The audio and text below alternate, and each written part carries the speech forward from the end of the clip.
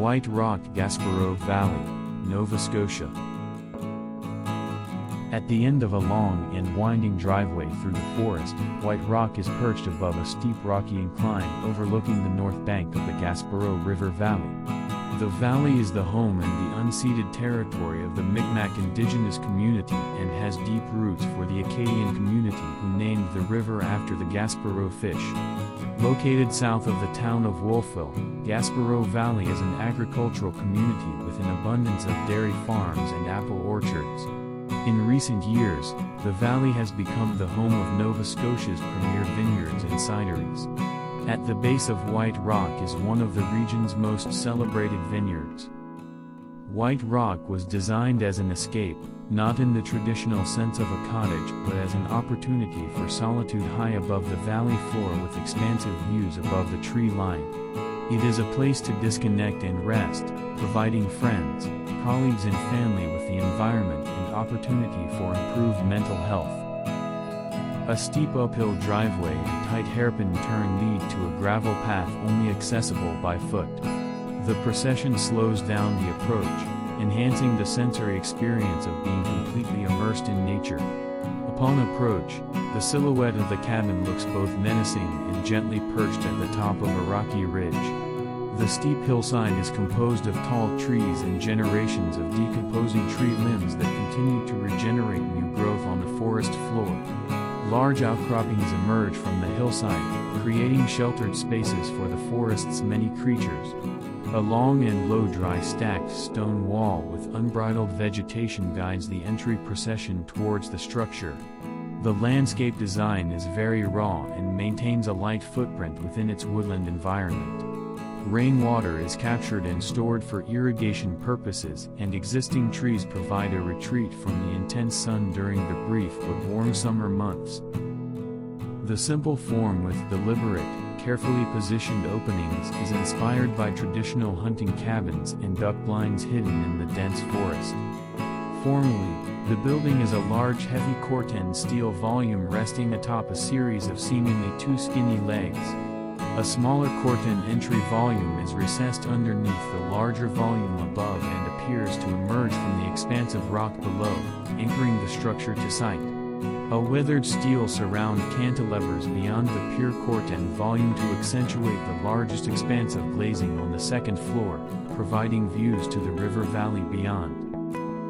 Set amidst a field of reddish dirt, rock and the ever-changing colors of the leaves, the peculiar structure finds a way to feel as though it has always been there. Its corten cladding roots the building to site and surrounding context, its warm hue reminiscent of the reddish hematitic stain that coats fractures of quartzite found in the region. A camouflaged corten-clad door and shadow below the heavy volume above provides discreet access to within. Upon entry, the space is low, compressed and dimly lit.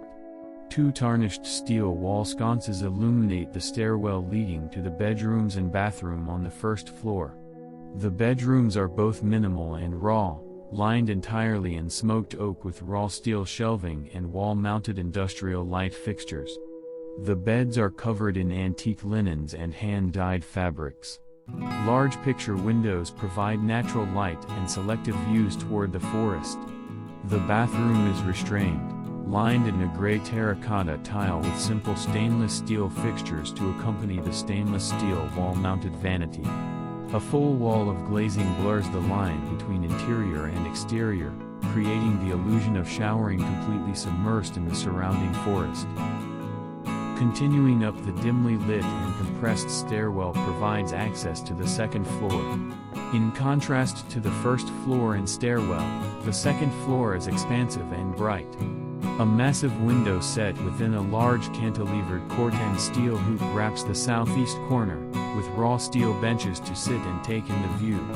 A wood-burning fireplace anchors the east wall with an antique Arnie Norell lounge chair and furniture by Luca Nictetto and Montauk, creating a spectacular setting for one or a small group.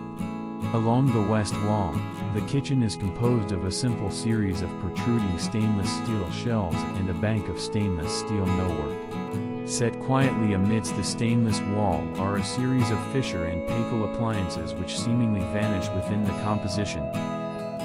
Spanning the threshold between living room and kitchen, a white oak dining table designed in collaboration with Meolkin chairs and benches designed in collaboration with Nick Mazeral and Hannah Newton infuse the space with warmth.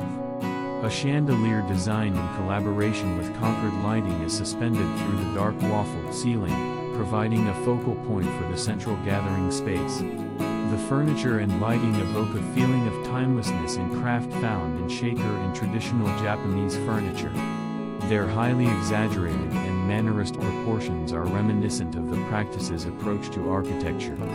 The juxtaposition of highly crafted, textured contemporary and antique pieces with the clean stainless and raw steel accents is purposefully peculiar, invoking a sense of both joy and intrigue.